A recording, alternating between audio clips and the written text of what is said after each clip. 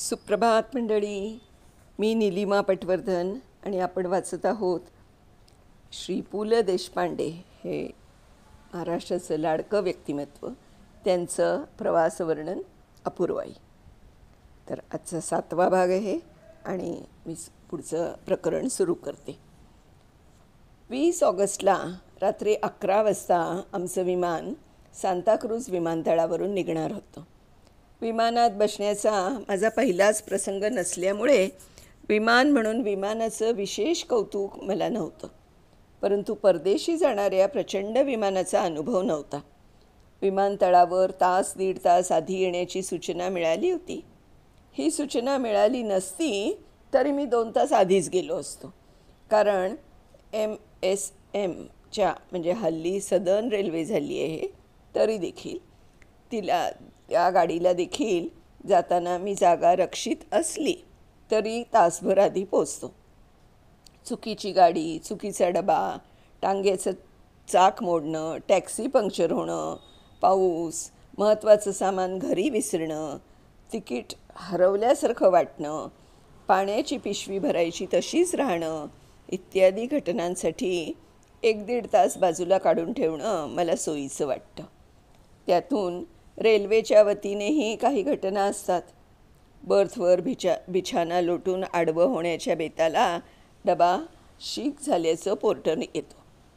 मग नवा हमाल शोधून यार्डात कुठेतरी चांगली तब्येत असलेल्या डब्यापर्यंत जाऊन काळोखात सुमारे 1.25 तास बसल्यानंतर तो डबा हलतो आणि उरलेल्या गाडीला शेवटी जोडला जातो. त्यात मग दिव्याचं कनेक्शन आलं की पंखा लागतो आणि पंखा चालू झाला की दिवे डुलक्या देऊ लागतात. शेवटी दोन्ही दुरुस्त होतात, गाडी चालू होते आणि पाण्याची टाकी रिकामी असल्याचं ध्यानात येतं. मग लोणंद येईपर्यंत जागावं लागतं. तिथे गार्डाला गाठून आपली हलाखी सांगेपर्यंत गाडी सुटते आणि निरेला स्वतः पाणी पिण्यासाठी गाडी थांबते, तेव्हा आपल्या पाण्याची व्यवस्था झाली तर होते. एरवी पहाटे 4:45 वाजता येणाऱ्या मिरजेच्या स्टेशनवरील नळाची वाट पाहत बसावं लागतं.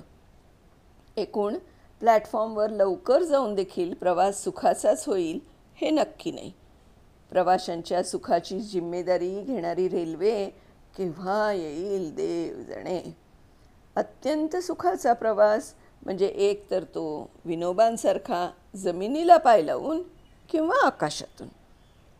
9 वाजता विमानतळावर येऊन हजर होण्याची एअर इंडिया इंटरनॅशनलच्या कचेरीतून सूचना मिळाली होती. मला निघण्यापूर्वी फोन करून विमान वेळेवर सुटणार की नाही याची चौकशी करा असाही इशारा ते त्रैलोक्य मोलाचे स्मित करीत तिथल्या एका युवतीनं दिला होता. तिचं ते स्मित कुठेतरी ठसल्यासारखं झाल्यामुळे निघता निघता ती सूचना आठवली. विमान म्हणजे काही ST नाही उशिरा सुटायला. अहो, तिथे म्हणे सेकंदावर कामं चालतात. उत्तरेस मालाड आणि दक्षिणेस काळा घोडा या पलीकडे इंचभरही प्रवास न केलेल्या आमच्या एका चाहत्यानं मला 4 चौघात हा देश सोडण्यापूर्वी शेवटले एकदा गाढवात काढून घेतलं. आज अनेक वर्ष ह्या गृहस्थाचे माझ्या बाबतीत हेच धोरण आहे. तरीही आमची मैत्री का टिकली आहे मला कळत नाही. मला विलायतेला पाठवण्याचे चालले आहे हे ऐकल्यावर याची पहिली प्रतिक्रिया का सरकारचे पैसे वर आलेत वाटतं या शब्दात व्यक्त झाली होती. मी सूट घातल्यावर अस्साच्या अस्सा उचलून धोबी तलावाच्या आसपास कुठल्याही किरिस्ताव बँडवाल्याच्या फडात मला उभा करावा हे बोलण्याची वास्तविक गरज नव्हती, पण त्याला राहवतच नाही. त्यामुळे आपल्या स्वभावाला अनुसरून त्यांनी विमान वेळेवर सुटणार की नाही हे आधी विचारावं लागतं या माझ्या माहितीची शक्य तेवढी चेष्टा केली. कुणीतरी तेवढ्यात फोन केला आणि टोकियोवरून येणारं विमान न आल्यामुळे आमचं विमान 2 तास उशिरा सुटणार असल्याचं कळलं. संपूर्ण सूट, त्यावर पुलोवर, गळ्यात फासासारखा आवळलेला टाय, पायात ते 48 रुपयांचे चिनी बूट, जागतिक परिस्थिती निवळल्यावर घेतलेले नायलॉनचे मोजे आणि वर इंग्लंडच्या थंडीसाठी घेतलेला तो बलाढ्य कोट. हे सगळं घालून पुढले 2 तास मुंबईत काढण्यापेक्षा मोडून दंडा फेकून देईन असं म्हणत अंगावरची सर्व वस्त्र म्हणजे काही मर्यादा सांभाळून फेकून द्यावी असं वाटू लागलं.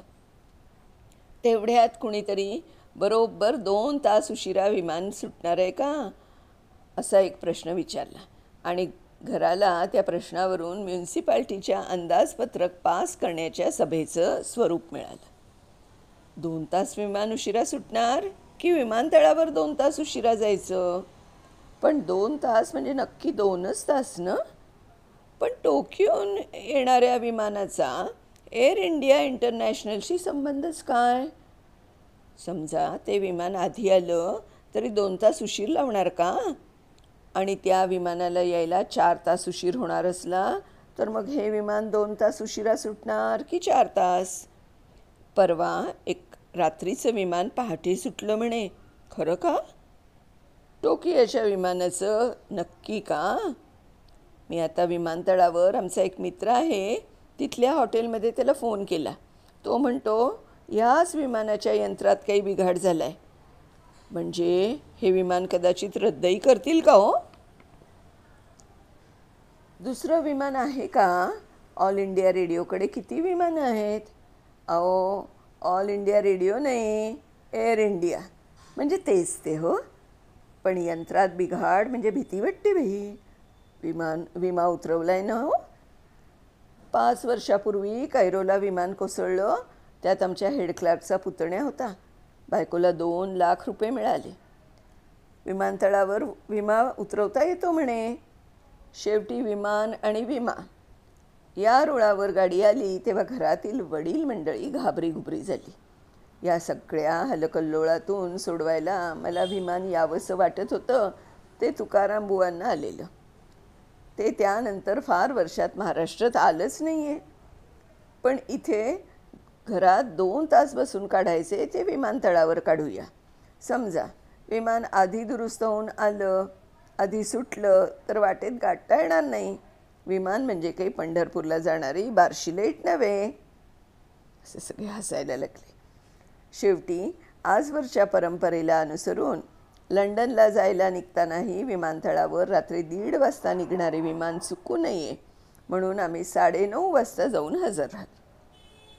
आमच्या बऱ्याचशा मित्रांना विमानाला उशीर होणार ही कल्पना नव्हती की माझी प्रवासातली सावधानता ठाऊक होती कोण जाणे. पण तेही माझ्यासारखे 9:30 वाजता हजर होते. इथे मात्र माझ्या साऱ्या मित्रांनी माझी बरीचशी पंचाईत केली. हारांचा आणि फुलांचा इतका वर्षाव केला की विमानतळावरील बऱ्याच अधिकारी मंडळींचा गैरसमज झाला. त्या क्षणापूर्वी कधीही न झालेली एक जाणीव मनात निर्माण झाली. दोस्त ही माझ्या आयुष्यातील अपूर्व कमाई आहे. दोस्तीच्या हिशेबात मी कदाचित बिर्लांपेक्षाही श्रीमंत असेन. अनेक थरात मला मित्र मिळाले. विमानतळावर या मित्रांनी माझी दुर्दशा केली. इतक्या वेळी वाट वाकडी करून माणसं विमानतळावर आली होती तर एक तर त्या सुटाने मी निम्मा अर्धमेला झालो होतो. माझं हे ध्यान कोणी पाहावं असं मला मुळीच वाटत नव्हतं. पण माझ्या आयुष्यात कधी मी इतका नटलो नव्हतो. सणासमारंभातल्या त्या हारतुऱ्यांच्या बाबतीत मी कोडगा झालो आहे. परंतु माझ्या सन्मित्रांनी इतक्या सुंदर फुलास देऊन मला जो निरोप दिला त्यामुळे मी आतल्या आत अगदी गलबलून गेलो. विमान सुटायला उशीर होणार होता पण मला आता क्षणाक्षणाला तो जाणवू लागला होता. लोकांच्या सद्भावनांचे देखील ओझे होते.